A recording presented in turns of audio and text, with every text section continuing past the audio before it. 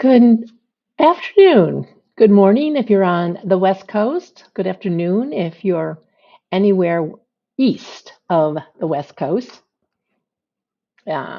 Yeah, so I'm going to start the content about five after and get yourself situated. Today's uh, today's broadcast is going to be quite short. Yay. Some of you are probably very happy to hear that. Some of these broadcasts have gone on a little longer than I thought they were, but it's really hard for me to succinctly put things in a way that doesn't sound like just a platitude, that doesn't just sound like I'm giving you a quick fix. I know that's what everybody wants, our quick fixes, and you could just go and get a bunch of quotes online and you can get your quick fixes.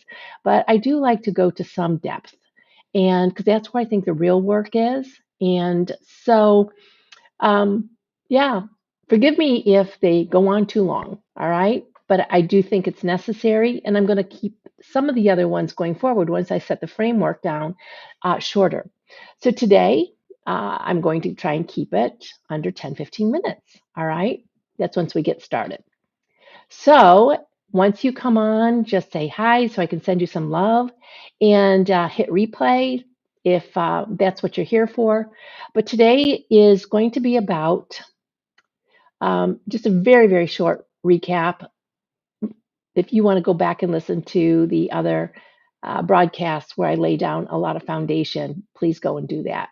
Today, we're just going to assume everybody who is here today has already heard that. Okay? Secondly, um, I want to give some examples. Uh, one, maybe two examples of reigning. What does it mean to reign as a king or a queen in this world, in this life, through the power of God's love? All right. There is a passage that says, He who receives, and that's what we've been talking about receiving, he who receives the abundance of grace and favor, which are gifts of love, will reign as kings and queens, as royalty in this life.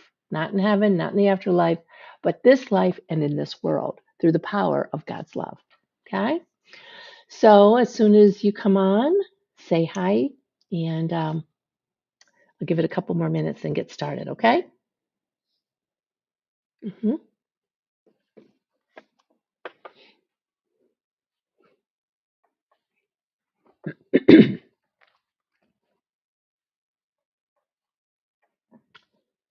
Tomorrow, oh, one other thing is kind of cool. I'm filling in time here. Is that today is December 7th. And some of you may know that December 7th is Pearl Harbor Day. And some of you may not even be aware or care. But it was an important day for me and my family because my mom was 16 years old in Hawaii during when Pearl Harbor Day, when the bombing happened. And it was seven something in the morning and she was actually getting ready for school or on her way to school. I don't remember for sure, but she remembers that day very well and has often talked about it, had often talked about it. When we went to Hawaii and went to Pearl Harbor and we saw the ships and the airstrip and all of that, it was quite meaningful. Yeah. Hey, honey. Okay, I know you're watching Kit right now, so you know, maybe you'll hear me, maybe you won't. He's a very chatty baby. Yes. Who else would like to say hi?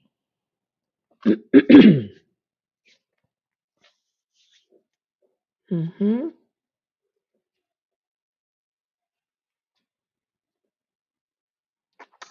15 more seconds and I'm going to get started. So, even if you're just dropping in and then moving on, love it if you just say hi and it's meaningful.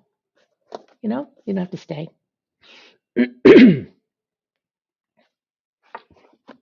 Hey, Christina.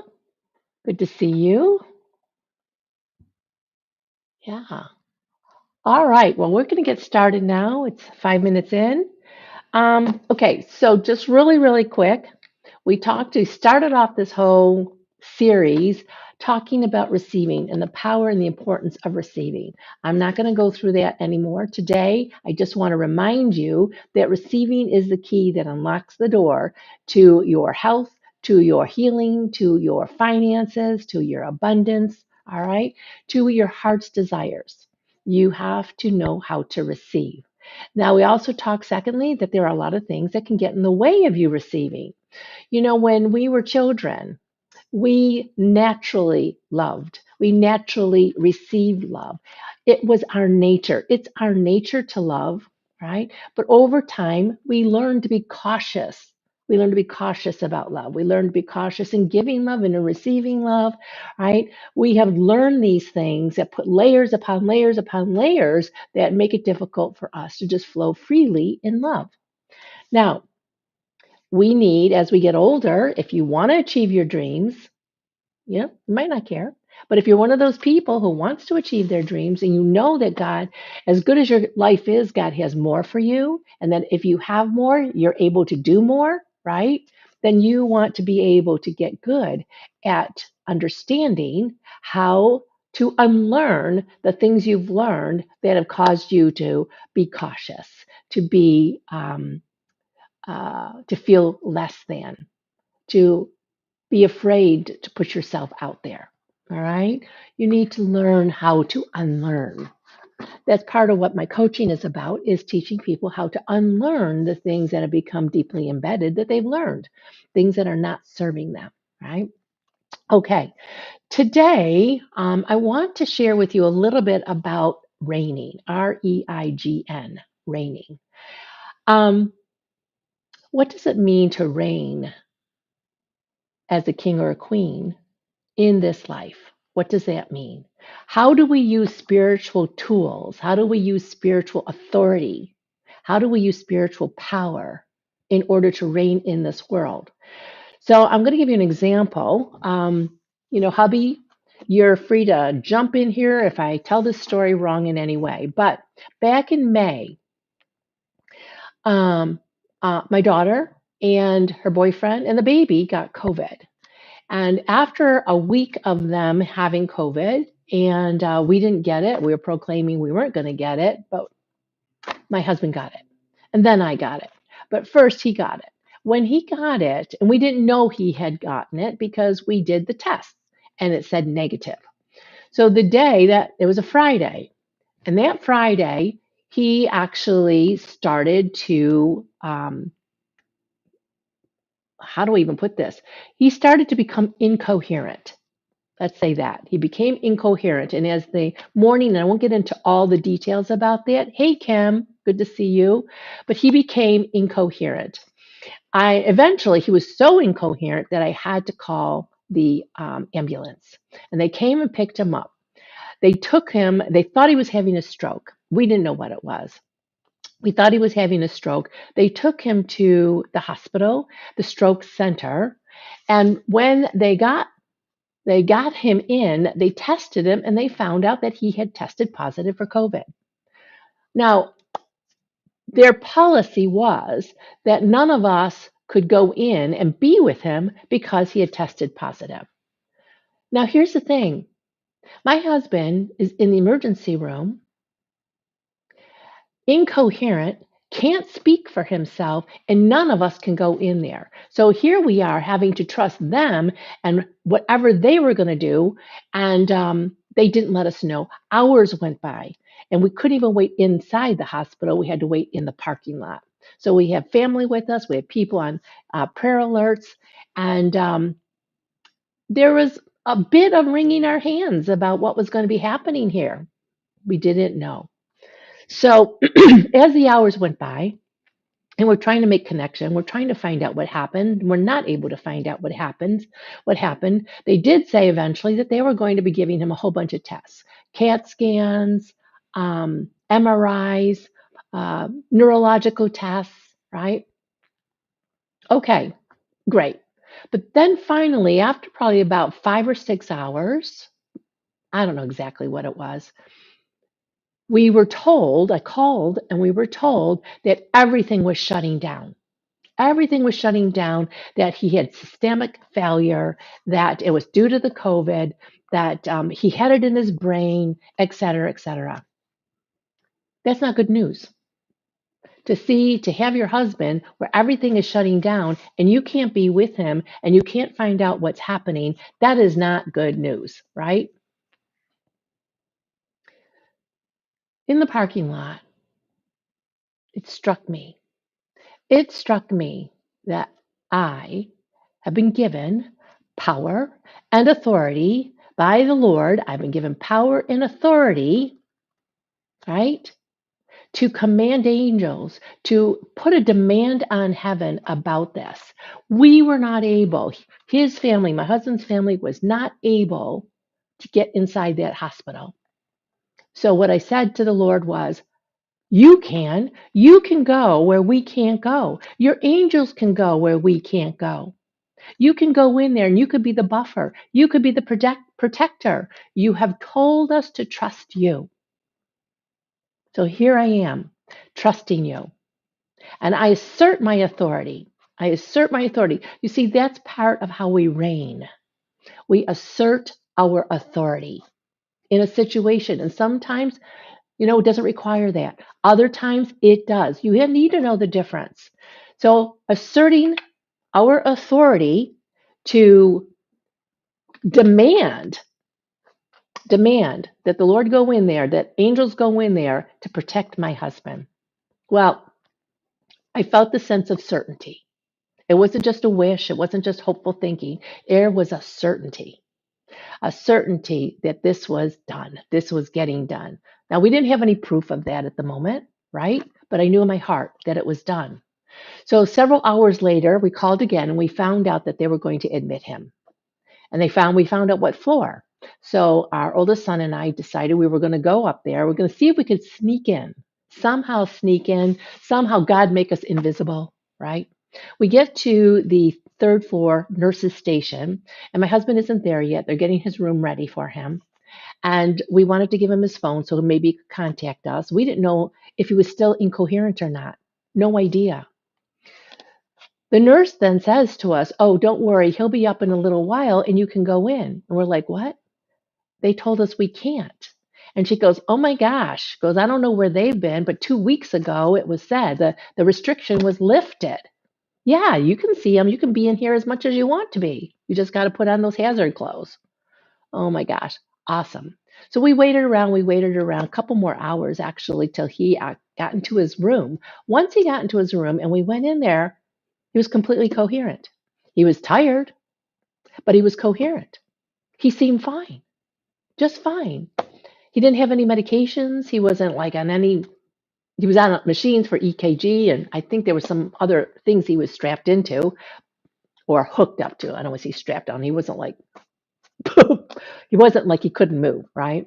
Well, the next day we went to the hospital. We went back again. We talked to the doctor, and we told the doctor what people who had been taking care of him were saying to us.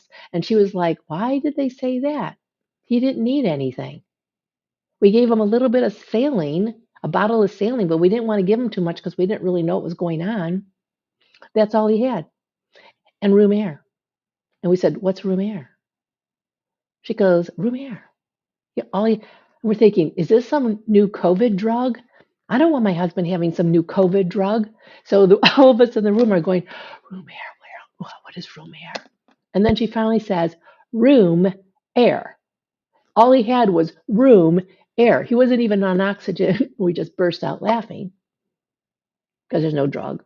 It was just room air. Anyway, this is just an example. Now, why did I feel the confidence and the certainty to do that? Well, for a long time, I have worked on my worth. We're talking about this all week long. I worked on my worth. And when I say work on my worth, it's to know it, to agree with God about it. And when I fall off the wagon, I got to get back on. All right, the truth wagon. I fall into the sea of lies that you're not worthy, right? I recognize these things and it takes practice. So you get back up on the rock, get back on the wagon, and then you can still flow in truth. The second thing is knowing who I am. You need to know who you are. Who are you? Whose are you? That is very important. And the third thing is you have to know your rights. You have to know your rights. This is how you reign. You receive love, the love of God, that glory, that favor, that grace, right? And you receive that approval, free gift of righteousness, that's approval. You receive those things. You become good at receiving those things. You know your worth, you know your value, you know who you are, you know your rights, so that when those times come upon you, you can stand strong. You can stand strong and you can assert your right. And you can say to God, you know what? This is your job. This is your job. And you say to trust you, here I am, trusting you. Now, I am requiring you to bring down the forces of heaven on behalf of my husband because that's who you say we are and that's what you say we can do. So there you go. That's what happened. That is what happened. One other incident, this happened years ago, and this is when I first learned this. My son, 16 years old, we went to Tennessee for a writers conference. When we got there, my son had at the time he wore chained pants and he had a black hoodie on and he had a strip of red dye in his hair. And he's Hispanic and he's dark skinned. So when we walked in to register at this hotel, after it was like 11 o'clock at night, the lady who was hosting it was signing me up, and all of a sudden I saw a look on her face like aghast. I'm like, who's she looking at? What's going on? And I turned around and it was him. I was so mad. I was so mad. And he caught it. And he caught the looks of the other people. And I don't want to say that because it was Tennessee and in the South, that's kind of prejudicial for me to even say that. But there was a lot of people there who were looking at him like they had never seen a kid that looks like this before. We get up to the hotel room and he says, I want to leave. I want to go. And I'm like, I don't blame you. I want to go too. I don't want to spend 3 days here with people like that. But let's decide in the morning. Let's get to sleep. It's late. So in the middle of the night, I wake up. I can't sleep. I can't sleep. I'm so angry. And it reminded me of how I got treated as a kid, being a little Asian kid, and people not understanding that I'm just like you, but they treated me and bullied me. They looked at me weird, got treated weird. And you end up feeling defective because you're different. So those things got triggered also. And it was something that the Lord allowed to happen because it was part of my growth and it was part of His. So, anyway, I wake up and the Lord says to me, you know what to do. And I'm like, I know what to do. And I did. I knew what to do. I knew I had to stand up in truth. I had to declare truth. So while my husband is slumbering away and my son is slumbering away, there is Mama Bear pacing the room back and forth, declaring the rights of my son. My son was not born for rejection. My son was not born to be scorned and ridiculed. My son was not born to be treated this way. My son was born for love. My son was born for acceptance. My son is the righteousness of God in Christ. My son is good and he deserves something more than this. And I spoke this out. I spoke it out softly, but still firmly. Went back to sleep. I felt good. I felt like something had broken through the air. And this is where we want to get to. We want to feel like something is breaking through the air because in the air, there are these negative energies, right? There's these negative energies. And we have got the love of God that is powerful that we can speak out of our mouth and we can dispel that darkness, right? Light dispels darkness. Well, in the morning, we got up and we decided we were going to stay. We go to breakfast, beautiful, glorious hotel with beautiful scenery. We were smack dab in the middle of the Smoky Mountains.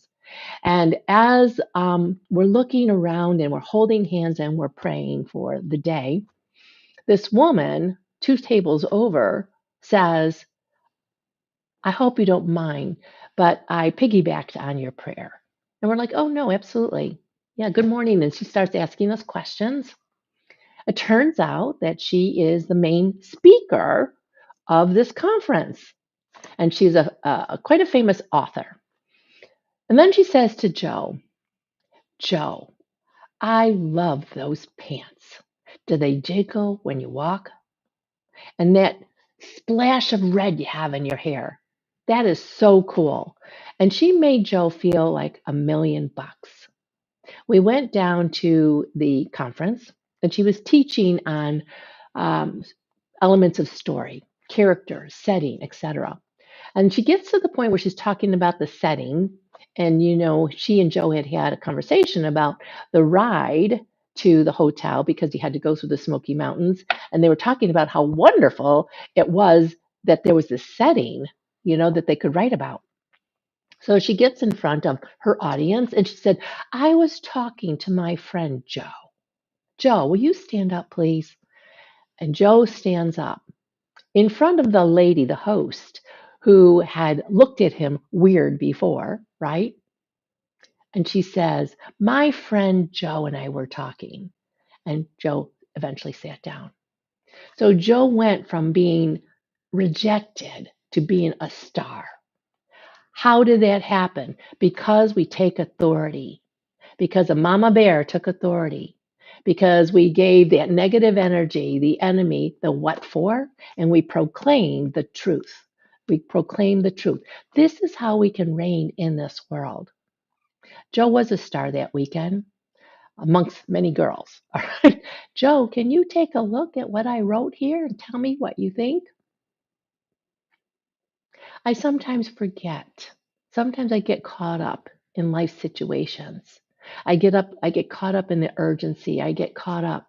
You know, God has so much for us. Favor, financial abundance, overflow, health and healing, right? We have to take these things to heart. And reigning means that we claim our authority over these things and we receive them because they are ours.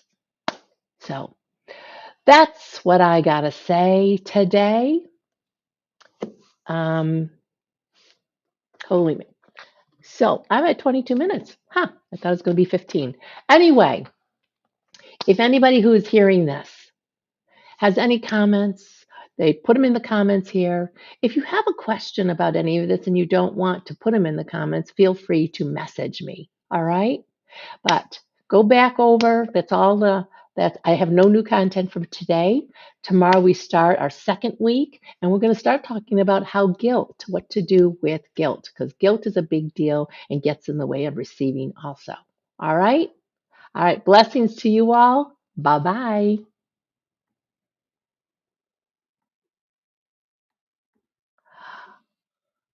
Like, how do I do this again?